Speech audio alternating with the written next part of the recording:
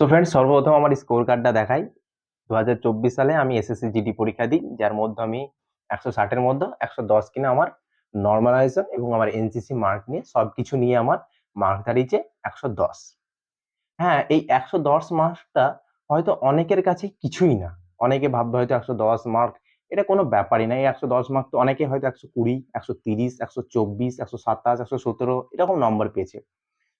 তো যদিও আমি বলি এটা ছিল আমার সর্বপ্রথম এসএসসি জিডি এক্সাম, ঠিক আছে? তো সর্বপ্রথম আমার র মার্কস ছিল 98.75 এবং আমার আমি একজন এনসিসি সি হোল্ডার। তো এনসিসি সি সার্টিফিকেটটা এখনো পর্যন্ত আমার হাতে না আসার কারণে আমি এনসিসি বি সার্টিফিকেটটা অ্যাড করি, যার কারণে আমাকে 4.8 মতো বোনাস দেয় এবং নর্মালাইজেশন নিয়ে সবকিছু নিয়ে আমার মার্কস দাঁড়ায় 110 পয়েন্ট সামথিং কিছু এসেছে। তো অনেকেই কিন্তু বেশি নম্বর পেয়েছে। আর আমার কাছে হয়তো ও এই 110 নম্বর মার্কসটাই অনেক কিছু। তার কারণ আছে, তার পিছনে অনেক কিছু রহস্য আছে। 110 মার্কসটা আমার কাছে কেন অনেক মনে হচ্ছে সেটাও আমি সবকিছু বলবো। আর এই ভিডিওটার মাধ্যমে আমি যারা নতুন এসএসসি জিডি 2025 সালে এক্সাম দিতে যাবে অথবা যারা এক্সাম দিয়েছে হয়তো সকলের হয়তো একটু হলেও হেল্প হবে। তো আশা রাখি হেল্প হবে যারা নতুন যারা এক্সাম দেবে আরকি। তো আ আমার ছিল জীবনের এটা ফার্স্ট এক্সাম। তো অনেকে হয়তো অনেক প্রিপারেশন করেছে। আমি অতটা প্রিপারেশন করতে পেরেছি কি ঠিক জানি না। তো আমার যে চ্যানেলে এই ভিডিওটা আপাতত যেসব ভাই, বোন, দাদা-দিদিরা বা গার্ডিয়ানরা দেখছেন, তো সকলকেই বলব এটা আমি একটা গ্রাম্য ছেলে, এলাকার ছেলে। তো আমি মাধ্যমিক এবং এইচএস কমপ্লিট করার পরে কলেজে গ্র্যাজুয়েশনে পড়াশোনা করছিলাম। তো এই যে কম্পিটিটিভ লাইনে বা চাকরির লাইনে যে অতটা প্রিপারেশন আমার অত ছিল না। আমি ভিডিও করতাম একটু আধটু টুকটাক। এই চ্যানেলে হয়তো কিছু মিনি ব্লগ আছে, হয়তো ওইসব মজা করে করতাম। তো তারপরে আমার পাড়ার কিছু দাদা ছিল যারা কাকা, দাদা।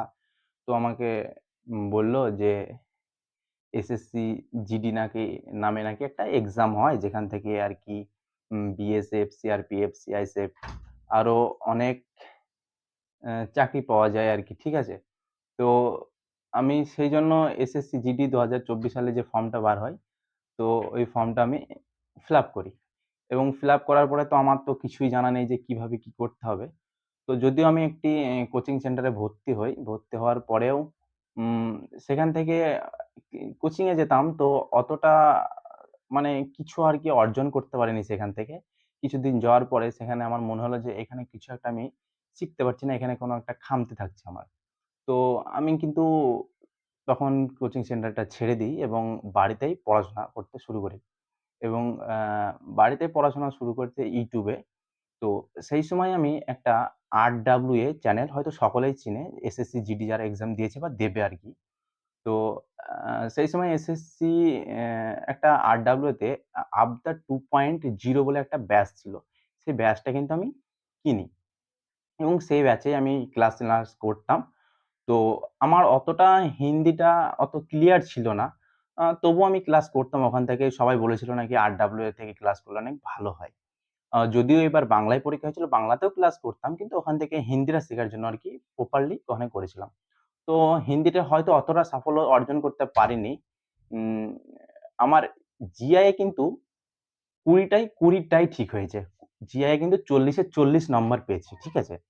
কিন্তু একটা নতুন ছেলে কিন্তু জিআই, ম্যাথ এগুলো কিন্তু ৪০ এ ৪০ কিন্তু পাওয়া যায়। তো আমি জিআই এ ৪০ এ ৪০ পেয়েছিলাম এবং ম্যাথে হয়তো ৪০ এ ৪০ অর্জন করতে পারিনি। কিন্তু ম্যাথে ৩০ প্লাস আমার আরকি স্কোর আছে। উম তো অনেকে হয়তো ম্যাথে ৪০ এ ৪০ পেয়েছে। তো আমার মনে হয় এখন আমি যেটা ভাবি যে আমি হয়তো আর কিছুদিন যদি প্রিপারেশন করতাম, আ তাহলে হয়তো ম্যাথটা আরো কিছু স্কোর আমি বাড়াতে পারতাম। ঠিক আছে? তো যারা নতুন যেসব ভাই-বোন বা যারাই আরকি ২০২৫ সালের জন্য এক্সাম দেওয়ার জন্য আরকি ফর্ম ফিল আপ করবেন ভাবছো, আ যেটা আরকি ২৭শে আগস্ট আসার কথা আছে। হিউজ পরিমাণে ওটা একটা ভ্যাকান্সি আসার কথা আছে।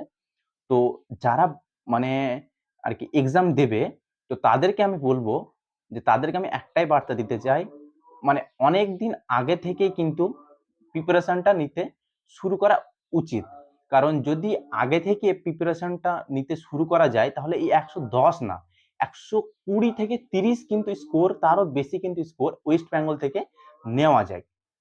তো যদিও আমি ১১০ স্কোরটা পেয়েছি, তো আমি হচ্ছি ওয়েস্ট বেঙ্গলের বর্ডার ডিস্ট্রিক্ট। আমার ডিস্ট্রিক্ট হচ্ছে নদিয়া।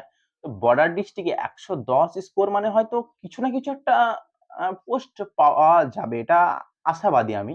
জানি না কেমন কি হবে। তো অ আমার যতটা আন্দাজ সেখান থেকে আমি বুঝতে পারছি যে ১১০ মানে কোনো না কোনো একটা পোস্ট হয়তো পাওয়া যেতেই পারে। বর্ডার ডিস্ট্রিক্টে কিন্তু ১১০ পাওয়া মানে অনেকটাই ব্যাপার। এই ১১০ নাম্বারটা অনেকের কাছেই কিছু না, আবার অনেকের কাছে অনেক নাম্বারটা। অনেকে হয়তো আমাকে কমেন্ট করবে, "ভাই ১১০ পেয়ে ভিডিও বানাচ্ছ?" তো দেখো আমি তাদের জন্য বলছি যে ১১০ নাম্বারটা পাওয়াটা এমন কিছুই না। কিন্তু আমার মতো ছেলে যেটাখানে আমি কিন্তু প্রিপারেশন খুব একটা করতে পারিনি। অল্প দিনের প্রিপারেশন করেছি। যার কারণে কিন্তু এই স্কোরটা এসছে এবং বর্ডার ডিস্ট্রিক্ট থেকে আমি যে ডিস্ট্রিক্টে থাকি, সেই ডিস্ট্রিক্ট থেকে এটা একটা আশাবাদী যে যারা হয়তো border district, Nadia border district আছে বা যারা জানে, তারা হয়তো বুঝতে পারছে যে এই নাম্বারটা একটা বেশ ভালোই একটা স্কোর আরকি। তো যারা নতুন মানে নতুন এক্সাম দেবে, তাদের জন্য আমি একটা কথা বলব, যারা উম নতুন একবারে নতুন পড়াশোনা করছো, এখন থেকে শুরু করে দাও। তোমরা শুরু করবে হচ্ছে ম্যাথ, অ্যা হিন্দি এবং রিজনিং। অনেকে আছে জিকে এর পিছনে ছুটবে বেশি। জিকে এর পিছনে যে ছুটবে, সে কিন্তু পুরো মারা পড়ে যাবে মাঝপথে। কারণ জিকে তে এসএসসি তে অনেকেই বলবে হয়তো জিকে অনেক পারা সহজ, পাওয়া যাবে, আ সহজ আছে। কিন্তু এটা না, একদম ভুল কথা। এসএসসি জিকে কিন্তু অনেকটাই টাফ লেভেলের আছে, যেখানে অনেক দিনের প্রিপারেশন লাগবে। যারা হয়তো ১৭-১৮ টা করছে জিকে, তাদের লক্ষ্য করে দেখবে তারা হয়তো অনেক পুরানো ছেলে, অনেকদিন থেকে হয়তো প্রিপারেশন করছে। তাছাড়া কিন্তু নতুন একটা ছেলে কোনদিনই এসএসসি জিকে ৮ টা থেকে ১০ টা করা অসম্ভব। যারা এসএসসি সম্পর্কে জানে তারাই করতে পারবে। তাছাড়া কিন্তু আর যারা পুরানো ছেলে তারা ছাড়া কিন্তু অসম্ভব এসএসসিতে কিন্তু ১০ টা ১৫ টা জিকে করা। তাই জিকের পিছনে ছুটে না ছুটে তুমি অল্প জিকে পড়বে। তুমি ম্যাথ, রিজনিং এবং হিন্দি করবে ১২০ র মধ্যে পরীক্ষা দিয়ে তুমি ১১০-১৫ তোলার চেষ্টা করবে। ১১০-১৫ তুলতে পারলেই জিকে তুমি কমসে কম ৫ টা থেকে ৭ টা আরাম করে হয়ে যাবে। যখন রেগুলার পড়তে থাকবে তখন দেখবে কিছু না কিছু কমন পাবে। আর সেখান থেকেই কিছু না কিছু জিকে হয়ে যাবে, সেটাই থাকবে তোমার বোনাস পয়েন্ট। এবং নরমালাইজেশন নিয়ে দেখবে অনেকটাই নাম্বার হয়ে যাবে। কিন্তু জিকে তোমাকে বোনাস দেবে এবং টক্কর মানে অন্যান্য স্টুডেন্টদের সাথে টক্কর দিতে গেলে তোমাকে কিন্তু এই ৩ টে সাবজেক্টের উপর বেশি ফোকাস দেবে। একটা হচ্ছে হিন্দি, একটা হচ্ছে ম্যাথ, একটা হচ্ছে জিআই। এই ৩ টের উপর যদি তুমি বেস করে এসএসসি জিডি পরীক্ষা দিতে যাও তাহলে কিন্তু তুমি অনেকটাই স্কোর পাবে আরকি। ঠিক আছে? আর জিকে টা কি করবে? তোমাকে বোনাস দেবে। এবার আমি হয়তো ১১০ পেয়েছি। অনেকেই বলবে, "তুমি কি মাস্টার? তুমি কি এরকম কথা বলছো? তোমার কথা শুনে কি লাভ হবে?" দেখো ভাই আমি বলি, যে শীর্ষে উঠে গেছে না, যে ১৬০ এ ১৬০ বা ১৫৫ পেয়েছে, তার স্ট্রাগল দেখে যদি তুমি স্ট্রাগল করতে যাও, তুমি ৫০ নম্বরও তুলতে পারবে না। আর যারা একবারে নিচু থেকে উপরে আস্তে উঠেছে, তাদের স্ট্রাগল যদি দেখো, তাহলে তুমি কিন্তু সেই যে নিচু থেকে উপরে আস্তে উঠেছে না, যে ছেলেটা ১০০, ১১০, ২০ পেয়েছে না, তার কাছে তুমি চলে যেতে পারবে। আর যেই ছেলেটা ১৬০ পেয়ে গেছে, তার স্ট্রাগল দেখে তুমি যদি স্ট্রাগল করতে যাও ভাই, তাহলে কোনদিনই কিন্তু তুমি সেই ১০০ কি ৫০ নাম্বার তুলতে পারবে না। তাই যারা নতুন এক্সাম দিতে যাবে বা এই এসএসসি জিডি আছে, তাদের তো যারা ফিজিক্যালে ডাক পেয়েছে তারা তো খুবই লাকি, এবং যারা পাওনি তারা আমি এখনই বলব যে এখন থেকেই প্রিপারেশন শুরু করে দাও, বা যারা নতুন একবারে দেবে তারাও প্রিপারেশন শুরু করে দাও। যাতে পরবর্তী এক্সামটা অনেক ভালো হয়। আমি যথেষ্ট চেষ্টা করব আমার নিজের এক্সপেরিয়েন্স দ্বারাই, আমি নিজে যেভাবে ১১০ নম্বরটা নিয়ে এসেছি ১ম বার এক্সাম দিয়ে, তো আমি নিজের এক্সপেরিয়েন্স দ্বারাই যতটা সম্ভব গাইড করার চেষ্টা করব প্রত্যেক ভাই, বোন, দাদা, দিদিদেরকে। উম পরবর্তী ভিডিওতে আমি বলব যে কোন ম্যাথ গুলা করলে বা কোন জিআই গুলা বা কোন ম্যাথ বই থেকে ম্যাথ করলে বা কোন জিআই বই থেকে জিআই করলে বা কোন হিন্দি থেকে হিন্দি করলে আরকি বেশি একটু উম লাভবান হওয়া যায় আরকি। তো আমি নিজে যতটা লাভবান হয়েছি আরকি, সেই লাভবানের এক্সপেরিয়েন্সটা পুরোপুরি আমি সব YouTube এ শেয়ার করার চেষ্টা করব। প্রত্যেক ভাই, বোন, দাদা, দিদিকে যারই হোক একটু হলেও হয়তো হেল্প হবে। তাই আমি ভাবছি সবকিছু শেয়ার করব আমার এক্সপেরিয়েন্স। তো আজকের ভিডিওটা এ পর্যন্তই। দেখা হচ্ছে পরবর্তী কোনো একটা সুন্দর মানে এক্সপেরিয়েন্স ওয়ালা ভিডিওর সঙ্গে। যদি ভিডিওটি ভালো লেগে থাকে বা আমার এক্সপেরিয়েন্স যদি ভালো লেগে থাকে, অবশ্যই একটু চ্যানেলটাকে সাবস্ক্রাইব করে একটু সাপোর্ট করবেন ছোট্ট ভাই হিসাবে। আমি নিজের এক্সপেরিয়েন্স দিয়ে আরো আগিয়ে যাওয়ার চেষ্টা করব। আর যারা নতুন এক্সাম তাদেরকে হেল্প করার চেষ্টা করব। দেখা হচ্ছে পরবর্তী ভিডিওতে। ততক্ষণ সুস্থ থাকো, ভালো থেকো। জয় হিন্দ, বন্দে মাতরম।